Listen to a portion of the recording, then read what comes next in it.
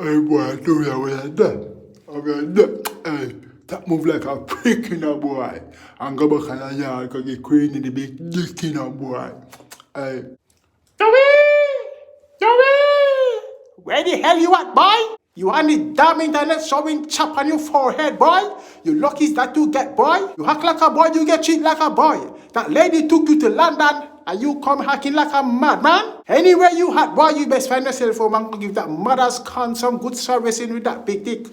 Dowey, my brother. You'd rather me leave your lady. No, you will leave her acting on the internet cussing like she's crazy. No, not a good sign, no. I would advise you to return back home and start on your marriage. And stop acting like a water porridge.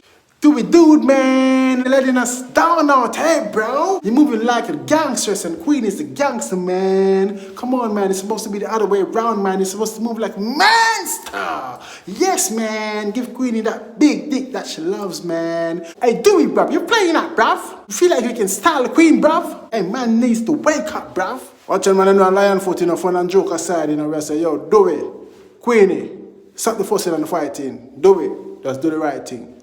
Go back home. I'm gonna get Queenie the striking with the big dick lightning.